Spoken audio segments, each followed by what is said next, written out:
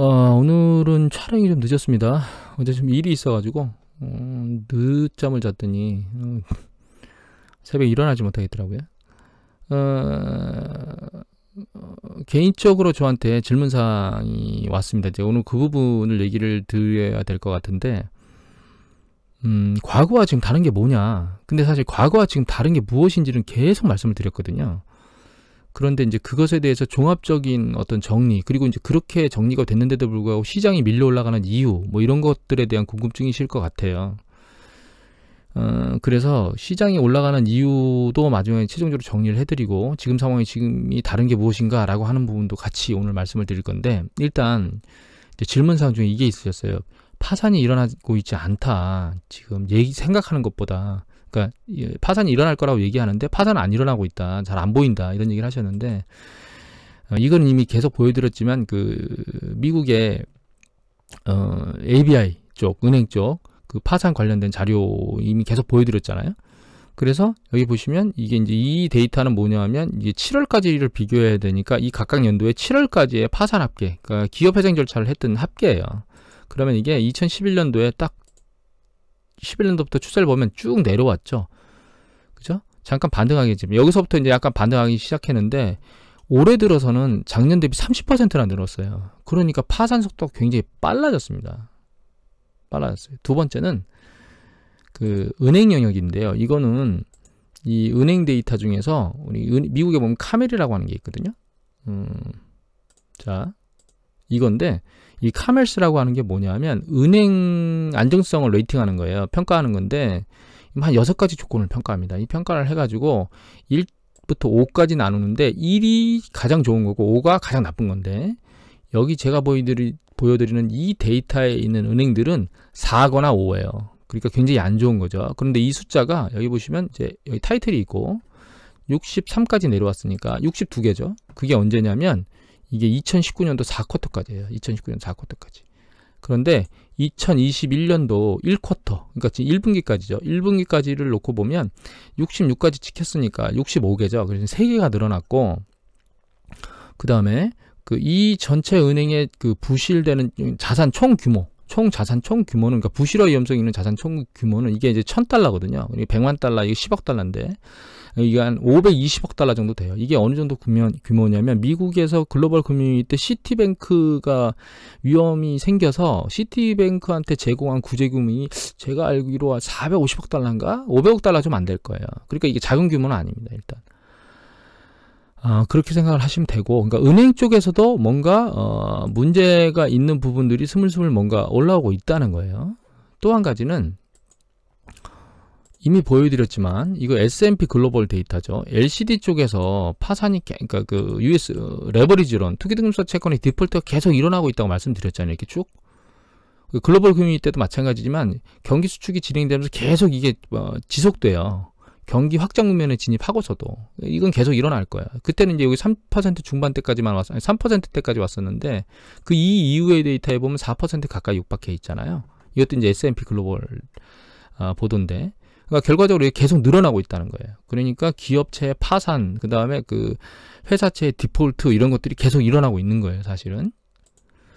그리고 또 한 가지는 이거는 그 파머스케어라고 하는 그 회사에서 만들어낸 보고서인데, CLO만 단독적으로 뽑아서 나온 데이터가 없어서 제가 찾다가 이 데이터를 찾았는데, 여기 보시면 이제 우리가 CLO가 레버리지 론들로 만들어진 건데 그걸 이제 집합화 시켜서 등급을 만든다고 말씀을 드렸잖아요. 그래서 이제 그 등급을 만들어서 하는 것 중에 여기 보시면 AA하고 그러니까 AAA하고 AA를 받은 CLO 같은 경우에도 일단 얘네들 같은 경우는 상대적으로 기존에 있어야 될 100, 원래 이제 그 액면가 100이죠. 100달러 수준 놓고 정상가로 놓고 보면 그거에 비해서 조금 상대적으로 덜 빠졌어요. 여기 보면 거의 99 가까이 가 있죠. 얘는 이제 96까지 가 있어요. 96에 97까지 가 있어요. 얘네들은 상대적으로 안전한데, 여기 보시면 그 A 평가받은 애하고 트리플 B, 더블 B가 있잖아요. 그 더블 B 같은 경우에는 원래 가격대 100이란 가격대에 15% 할인된 가격에서 거래가 되고 있는 상태예요, 지금. 올라가는 추세가 둔화되고 있어요. 트리플 B하고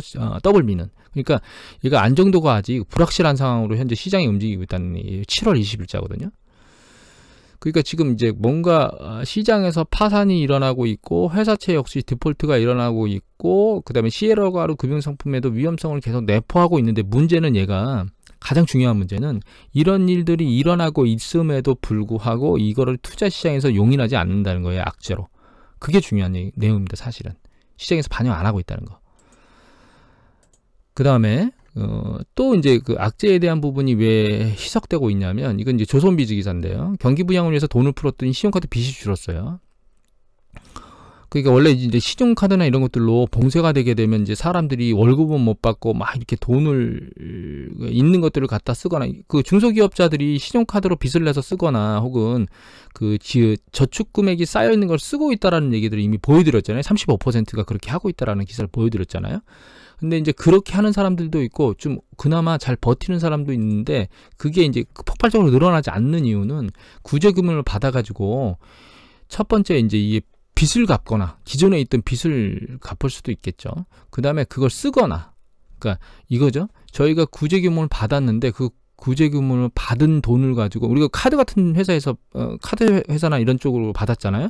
그때 그을 때 카드 회사 쪽에서 부채를 안으면서 우리가 쓰는 게 아니고 구제금을 깎으면서 썼잖아요. 그러니까 구제금을 다 쓰기 전까지는 카드 부채가 늘어날 수가 없겠죠. 그래서 여기 보시면 2월하고 6월 사이에 미국의 신용카드 부채가 1000억 달러 규모가 감소했어요. 캐나다도, 영국이나 여기 다. 근데 이게 핵심은 이거예요. 우리가 저축률이 늘어나거나 이런 것 때문에 가계 소비 지출이 줄어들 수 있어요. 개인이 쓰지를 않는 거죠. 두 번째는 구제금융이 원래 쌓아야 될 부채를 떠받칠 수 있어요. 그래서 우리가 그 가계 소비 지출이 전기 대비는 확 늘어났지만 전년 동기 대비는 안 늘어났다는 걸 잘 이해하셔야 돼요. 전년 동기 대비 안 늘어났다는 얘기는 안 좋았다, 마이너스가 됐다는 얘기는 우리가 신용이 계속 더 많이 써줘야만 경기가 늘어나는 거고 통상적으로 그런 패턴으로 해서 전년 동기 대비가 계속 늘어나는 패턴을 보이게 되거든요. 확장 국면에서. 근데 그렇지 않은 상황이라는 거예요. 근데 그나마 그게 심화될 수 있는 걸 구제금융이 막아줬다라고 하는 부분을 이해해야 된다는 거죠. 또 한 가지는 이거는 이제 개인 부분이고 이제 한 가지 이거는 잠깐만 들여다보려고 넣었는데 블룸버그 기사인데요. 뭐라고 돼 있냐면 더 많은 그 구제금융 현금도 실제로 그 크레딧 카드의 디폴트의 그 파도는 멈출 수 없을 것이라고 얘기가 나오는데 이 내용 기사 중에 이제 가장 핵심이 뭐냐면 구제금융 주는 거 이런 것도 좋다. 다만 실업이 되면 나는 디폴트를 할 수밖에 없다라고 얘기하는 사람들이 절반 수준 정도 된다는 거예요. 그러니까 이거는 가장 중요한 건 뭐냐면 구제금융보다 더 중요한 게 실업되지 않는 거라는 거예요. 그러면 이 디폴트 웨이브를 막을 수 없다는 거예요. 그런데 어제 새벽에 그 ADP에서 발표가 났거든요. 그런데 이제 그 3월 달에 한 30만 확 줄었다가 4월 달엔 1900만이 확 줄었어요.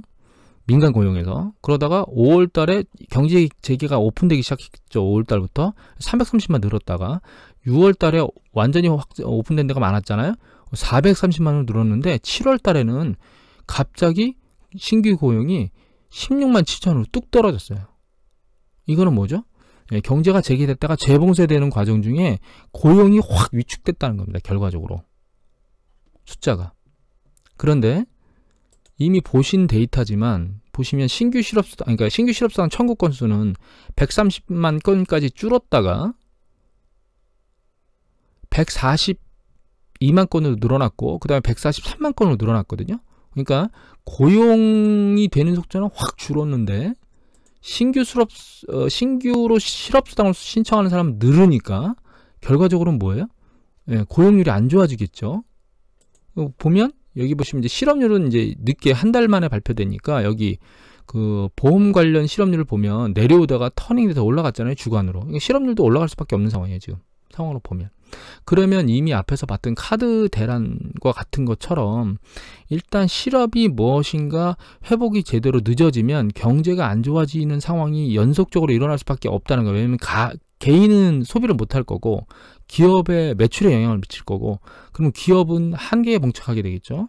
그럼 그게 파산으로 연결되는 이런 과정의 연결고리가 같이 연결되어 있는데 지금 그런 과정으로 가고 있는, 다시 진입하고 있는 상황이 초입에 있는 거죠. 그래서 연준에 있는 많은 사람들이 V자 반등을 하겠다라고 얘기한 연준 그 연방은행 그 총재조차도 V자 아니 하물며 U자도 아니고 L자로 갈 것이라고 얘기하는 이유는 거기에 있다는 거예요. 근데 문제는 이런 악화된 상황을 주식시장에서 안 받아들이고 있다는 거죠.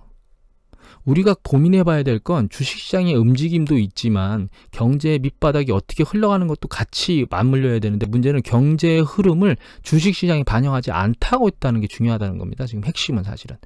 뭐 유동성 문제 여러 가지 얘기를 하지만 논점은 거기에요, 사실은.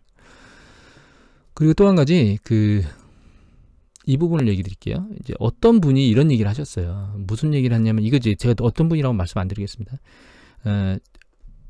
미국이 이게 대출 태도잖아요. 이 대출 태도가 급해서 확 올라갔는데, 사실 이건 중요하지 않다. 왜냐하면 대출 태도가 이렇게 올라간다 하더라도 이거는 그냥 심리적인 거고 실제로 대출이 많이 되면 되는 거 아니냐. 그래서 이 데이터를 보여주셨는데, 이건 은행에 그 신용이 늘어나는 거예요. 대출이 늘어나는 거죠. 근데 이제 이거를 그분께서는 이게 전년 동월 대비 연율로 보여줬어요. 근데 패턴은 그렇게 되면 옆으로 이렇게 움직이거든요. 그리고 여기서는 급등하게 돼 있어요. 왜냐면 확 올라갔기 때문에. 근데 중요한 건 뭐냐면 이 대출이 이렇게 확 올라갔잖아요. 쭉 급등해서 올라갔죠. 4월달, 3월, 4월 쭉 하면서 올라갔잖아요. 4월 마지막 20일날 정점을 치고 5월달에 정점을 쳤네요. 그죠? 이렇게 쭉 올라갔는데, 이렇게 올라간 건 제가 이미 보여드렸잖아요. S&P 글로벌 데이터인데, 여기 보시면 은행이 이제 대출 심리는 안 좋아졌죠. 안 좋아지는 걸 쭉 얘기했잖아요. 이미 보여드렸죠. 그런데 여기 보시면 수요도 줄고, 여기 보시면 이제 대출에 대한 수요, 이거는 수요, 기업들에 대한 수요, 이거는 대출 태도. 이 수요가 늘어나지 않고 있고, 대출에 대한 태도는 악화됐죠. 그죠? 이거는 오히려 수요가 곤두박질 쳤고, 그죠? 그런데 실제로 저 대출, 이게 이렇게 확 증가한 이유는, 여기 보시면 이게 PPP, 그러니까 이 급여보호 프로그램으로 인한 대출을 빼고 나면, 여기 보시면 4월달, 여기 보시요, 4월 15일자죠. 이후로 급락했어요. 대출 규모 자체가. 그러니까 이건 무슨 얘기냐면, 여기서 이렇게 확 늘어난 건 PPP 프로그램에 의해서 늘어난 거지, 은행들이 대출을 그러니까 심리는 이렇게 됐지만 대출해 준 거야 라고 생각하면 안 된다는 거예요. 은행은 한계 기업인 기업들한테 대출해 줄 생각이 없어요. 그렇기 때문에 부실화 자산이 향후에 부실채권이 늘어날까봐 은행들, 4대 주요 은행들이 대규모로 대손 충당금을 쌓았다고 말씀을 드렸잖아요. 그런 상황에서 여기서 대출, 우리가 파산이나 부도가 일어날 기업들은 사실 한계 기업들이죠. 그런 기업들한테 이 은행이 대출해 주겠느냐? 안 해준다는 거예요. 그런데 이 차트만 보면 많이 대출해 준 것 같죠? 근데 문제는 이렇게 많이 대출해 준 게 결과적으로는 PPP 프로그램에 의한 거라는 걸 이해해야 된다는 거예요, 사실. 그리고 또 한 가지는 이렇게 확 늘어난 게 사실 그 한계 기업한테 대출한 건지 우량 기업에 대출한 건지 모르잖아요. 우량한 기업도 대기업들이 대규모로 자금을 조달해서 예금을 잔뜩 쌓아놓은 걸 제가 다시 보여드렸죠. 그러니까 우리가 그러니까 파산이나 부도를 예측해야 될 영역은 한계점에 있는, 그 언저리에 있는 기업들이기 때문에 그게 대출 대상에 들어갔겠느냐에 대한 논점에 대해서는 은행이 대출해줄 의사가 없다라고 하는 건 확실하다고 생각을 하셔야 돼요. 그래서 이 데이터를 가지고 한계 기업들이 파산하지는 않을 것이다. 그리고 이제 파산의 쓰나미는 일정 수준 이제 생각하지 않아도 된다라고 하는 부분은 저는 약간 착시에 대한 부분이 아닌가, 그렇게 개인적으로 생각합니다. 그리고 이제 지금 우리가 난리를 치고 있는 그 근본적인 원인이나 이런 부분들을 잠깐 들여다보면, 주식시장이 이제 타고 올라가는 원인이죠. 이제 이건 핀란드, 이거는 미국에 맞은 신용자 잔고인데 3월달까지 쭉 떨어졌어요. 이게 4,800억 달러 정도 되는 거거든요. 근데 그게 이제 6월 5,800억 달러로 다시 올라왔는데 7월도 올라왔을 거라고 생각합니다. 이게 6천억 달러 가까이 갔을 거예요, 아마. 그 정도 됐을 거라고 생각하는데 그게 이제 정점이에요. 그 직전에. 정점인데 이 정도 수준인데 이거는 약과입니다, 약과. 왜냐하면 우리나라를 보면, 우리나라 같은 경우에 잘 보시면 여기 이제 이게 빨간 게 신용자 잔고거든요. 여기서부터 여기까지 올라갔죠. 여기서부터 이 바닥, 여기 빵, 빨간 거 찍고 있죠. 여기서부터 올라갔는데 이게 6조 5,700억 원이거든요. 그러니까 한 6조 6천억 원 정도 되는 거죠, 조정받았을 때. 근데 지금 얼마에 가 있냐면, 여기 보시면 14조 3천억까지 가 있어요. 그러니까 이면 거의 우리가 3월에 조정받았으니까 4, 5, 6, 7, 8 5개월 동안 8조 가까운 돈, 한 7조 5천억 원 정도가 신용유자장으로 확 빨려 들어갔어요. 그런데 이게 얼마나 빠른 속도냐면, 여기 잘 보세요. 글로벌 금융위 때 바닥이 이게 1조 좀 안 돼, 1조 1천억 원이 안 됐거든요. 그런데 2008년도 10월입니다. 그런데 이게 2011년도 4월 달에 한번 정점을 찍었는데 이게 6조 8천억이거든요. 그럼 이걸 빼게 되면 한 5조 8천밖에 안 되잖아요. 그럼 5조 8천억 이 신용유자금과 들어가는데 9, 10, 11 거의 한 2년 한 반 정도의 시간이 걸렸는데 이거는 8조가 늘어나는데 5개월밖에 안 걸렸어요. 그러니까 너무 빠른 속도로 올라가고 있다는 거죠, 사실. 여기는 당국자의 의미도, 당국자도 문제점을 안고 있어요. 그게 뭐냐면,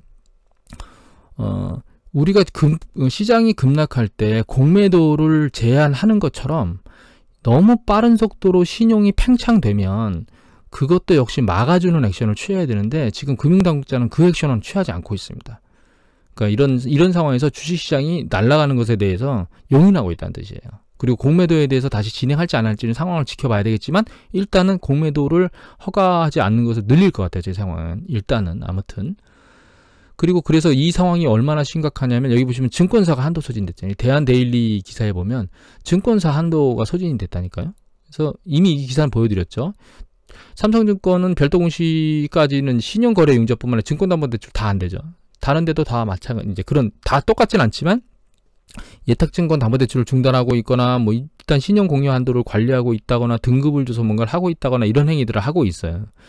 근데 이게 이제 큰 위험성을 야기할 수 있는 게 증권사는 여기 보시면 신용 공여의 합계액이 자기 자본을 넘어설 수가 없거든요. 근데 이게 여기까지 육박한 상황에서 주식시장이 붕괴돼서 뭔가 대규모로 손실이 나게 되면 증권사에 손실이 나게 되면 금융시장이 위태로울 수 있겠죠. 그래서 사실은 이렇게 단기간에 굉장히 빨리 올라가는 신용융자 잔고에 대해서는 당국이 개입을 해야 되는데 개입을 하지 않고 있다는 겁니다. 개인적으로 이 문재인 정부에서 잘못하고 있다는 생각을 하고 있습니다. 지금 이 정책에 대해서, 금융정책에 대해서는. 공매도를 억제하는 것도 필요하지만 신용이 급속도로 팽창하는 것도 역시 조절을 해줘야 되는데 정부 당국자에서 그걸 안 하고 있다는 게 문제점이라는 거예요. 부동산은 짓누르고 있는데 여기는 안 하고 있는지 잘 모르겠습니다, 사실. 또 한 가지 특이한 건 이 로이터 그 기사인데요. 이게 어제자 기사일 겁니다. 어제자 기사인데 미국이 유럽에 기업이익이 더 악화되는 전망들이 나오고 있거든요. 그런데도 이게 시장에 반영이 제대로 안 되더라고요. 그래서 이제 미국에 대한 그 구제금융, 추가 구제금융이라든가 이런 부분에 대한 포커스가 맞춰져 가지고 시장이 우리가 기업이익이 주식을 떠받치는 근본적인 핵심이잖아요. 그것에 대해서 반응을 안 하고 있어요. 그건 뭐 S&P도 마찬가지예요. 그러니까 미국 시장도 마찬가지입니다. 소수의 코로나 바이러스 팬데믹의 이익을 보는 그 주가들 중심으로만 뭔가 시장이 반응하고 있지 다른 영역으로 반응하고 있지 않다는 거예요. 그러면 이렇게 생각을 해볼까요? 어떤 상황이 계속 악재로 작용하고 있어요. 그러니까 시장이 두 가지로 구분할 수 있습니다. 아주 단순하게 이미 말씀드렸지만 주식이라고 하는 것과 경제라고 하는 게 두 가지가 맞물려 있거든요. 근데 일반적일 때는 이제 과거 무엇이 다르냐?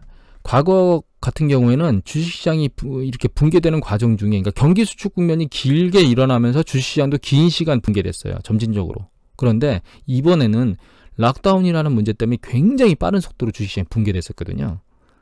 그러니까 점진적으로 이렇게 붕괴될 때 사실은 신용 팽창이나 이런 것들이 다 날아가면서 끝나요. 이 주식시장 바닥이. 그래서 이미 여기 보시면 신용장고가 충분히 빠진 다음에 끝나게 돼 있거든요. 사실은 미국 시장도 똑같아요. 이게 빠지면서 끝나는데 지금은 신용융자 잔고가 제대로 다 빠지지도 않은 상황에서 다시 탄력을 받기 시작했거든요. 일단 제일 빠른 속도로 빠진 것 때문에 여기서 그러니까 과도하게 빠지면 무슨 생각을 할 수 있죠?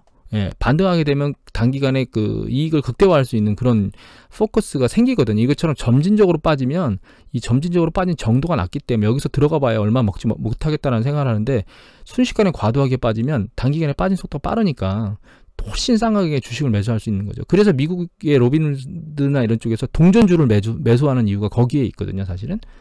그러니까 결과적으로 그런 것들이 있고 또 한 가지 다른 점은 뭐냐면 그런 어떤 매력도에 의해서 신용융자 잔고를 잔뜩 끌고 들어가서 했어요. 그래서 이제 성공적으로 일단 1차 안착이 된 상태예요, 지금 현재는. 그리고 두 번째는 다른 점이 뭐냐면 이쪽에서 이쪽으로 내려올 때 여기는 이미 제가 말씀드린 4가지 조정이 다 끝나고 있어야 돼요. 고용 조정, 재고 조정, 신용 팽창 조정, 그다음에 가격 조정이 다 끝났는데 여기서는 여기 시점에서 놓고 보면 고용 조정은 끝났다고 볼 수 있고 가장 심화됐었으니까. 그다음에 신용 자산의 가격 조정은 끝났는데 이 자산의 가격 조정이 2가지하고 맞물려서 끝나야 되는 거거든요. 아니 다른 거하고 맞물려서 시중자산고인 신용 팽창이 같이 꺼지면서 꺼져줘야 되는데 이거 지금 충분히 안 꺼진 상태에서 이게 꺼져준 거예요.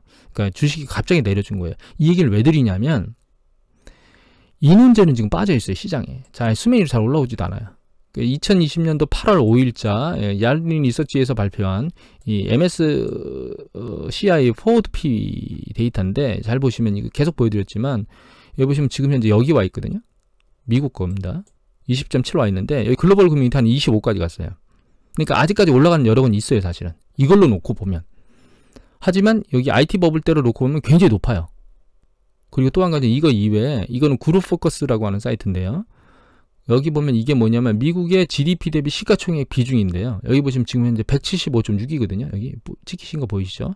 근데 이게 이 IT 버블 정점 때는 이게 135였어요. 그러니까 이게 무슨 얘기냐면 이 PE, 그러니까 이거는 기업의 이익 베이스죠. 이익 베이스로 보면 IT 버블보다 더 많이 올라갈 수 있는 기준을 폭을 가지고 있지만 GDP라고 하는 기준으로 보면 역대 가장 높아요. 미국 시장에서. 그런데 미국이 현재 고용이나 이런 부분들이 악화되어 있는 상황에서 빠른 속도로 미국의 이익들, 그러니까 미국 전체 S&P 500 지수, 미국 전체의 기업들이 빠른 속도로 EPS를 끌어올릴 수 있겠느냐에 대한 부분을 생각해 보면 사실 그걸 녹록지 않을 거라는 거죠. 이제 이 얘기를 왜 드리냐면 주식시장에서 지금 현재 주식에 대한 가치 논쟁은 완전히 빠져 있는 상황이에요. 그러면 이미 말씀드렸지만 주식이라고 하는 사이클이 경제라고 하는 사이클하고 맞물려서 붙어서 올라가야 되는데 우리가 그냥 쉽게 생각하면 주식이 완전히 경기 사이클이 끝나서 바닥을 친 상태에서 다시 올라가는 거잖아요 라고 생각은 할 수 있어요. 근데 문제는 뭐냐면 이걸 잘 보시면 여기 보시면 여기 정점을 쳤던 때죠. 그 다음에 저점을 치고 다시 정점을 치고 저점을 쳤잖아요. 이거는 그만큼 주식시장의 가치가 내려왔었던 때라는 거예요. 이만큼 정점에 있다가 충분히 가치가 내려와서 다시 사이클을 타고 올라가고 충분히 내려와서 다시 사이클을 타고 올라가는데 지금은 뭐냐면 가치가 충분히 내려와서 사이클을 타고 올라가는 게 아니고 높은 시점에서 단지 가격만 조정받고 다시 사이클을 타고 올라가고 있기 때문에 잠깐 3월이라고 하는 잠깐 반등했던, 그러니까 폭락했던 거 있죠. 그 부분을 싹 지우고 나면 계속 가치가 고평가된 상황에서 계속 움직이고 있다는 거예요. 그러면 문제는 경제도 그 상황, 그러니까 잠깐 3월을 제외하고 나면 과거에 달려갔던 패턴대로 그대로 돼 있어야 되는데 경제는 그 패턴이 아니고 올라가다가 옆으로 확 뚝 떨어진 다음에 다시 확 회복되는 게 아니고 옆으로 확 기는 패턴으로 간다는 거죠. 그러면 과연 여기서 어떻게 대응해야 될까요? 이미 말씀드렸지만 세 가지예요. 1번, 경제가 주가를 받치기 위해서 빠른 속도로 올라간다. 2번, 주가가 경제와 맞추기 위해서 빠른 속도로 내려간다. 3번, 두 개가 쌍방향으로 움직인다. 어디에 베팅할 것이냐라고 하는 부분은 각자의 판단에 맡겨져 있다는 거예요. 그런데 한 가지 저는 이런 생각을 합니다. 제가 그래서 8, 9, 10, 요 10일 달도 경제지표가 나오는데 그걸 보고도 만약에 주식시장이 이렇게 계속 날아가면 굉장히 머리가 아플 거라고 말씀을 드렸잖아요. 지금 아직 8월 초기 때문에 향후로 계속 나오는 경제지표가 악화되는 경제지표가 이게 급격히 호전되는 경제지표가 나오지 않을 거라고 생각을 하고 있고 이 경제지표가 이렇게 계속 악화되는 과정을 눈으로 투자자들이 보게 되면 결과적으로 거기서 과연 이 가격대가 적당한 게 맞는가라고 하는 물음표를 찍을 사람들이 생길 거라고 생각해요. 개인적으로. 그게 이제 시장의 조정의 트리거로 작용할 거라고 현재는 생각하고 있습니다. 과거하고 지금 다른 게 뭐냐? 첫 번째는 정리해드리면 광기예요. 광기. 그러니까 광기라고 하는 건 경제를 기반으로 해서 광기가 만들어져야 되는데 문제는 지금 경제는 기반이 안 돼 있는데 광기만 살아있어요. 근데 그 광기만 계속 살아있게 만든 게 뭐냐? 굉장히 빠른 속도로 큰 폭으로 내려갔던 어떤 투자 요인이 신용 팽창과 맞물리면서 단기간에 대규모로 이익을 낼 수 있었다는 그 매력도 하나. 두 번째는 통상적으로 경기가 수축 국면에 들어가면 모든 산업의 영역에서 좀 어려워야 되는데 코로나 사태는 특이하게도 바이오라든가 아니면 언택트 산업에 관련돼서는 다른 패턴을 보이고 있던 이 두 가지라고 하는 부분이 주식시장을 밑으로 밀리지 않고 좀 떠받칠 수 있고 위로 밀려 올라갈 수 있도록 만든 요건이 돼 있다. 3번. 하지만 그러면 내가 광기를 추적해서 외줄타기를 하면서 갈 것이냐, 아니면 전통적으로 우리가 생각하는 가격이라고 주가라고 하는 것은 경제라고 하는 것을 밑바탕에 두고 움직이는 게 맞다고 생각할 것이냐라고 하는 판단의 근거에 몰입될 수밖에 없어요. 어떤 판단을 내리실지는 여러분들의 몫입니다. 근데 전 개인적으로는 이미 말씀드린 것처럼 8, 9, 10월달 이렇게 요 과정 중이 요 시기가 진행되는 과정 중에서 경제 지표들이 이제 속도들이 둔화되거나 악화되는 과정들이 보여질 거고, 그것에 의해서 과도한 주식의 가치에 대해서 회의감을 갖는 사람들이 생기게 될 거라는 거예요. 투자자들이. 그들이 이제 사실은 가격 조정에 신호탄을 던지게 될 것이다. 이렇게 개인적으로 생각하고 있습니다. 오늘은 이것으로 마치도록 하겠습니다. 감사합니다.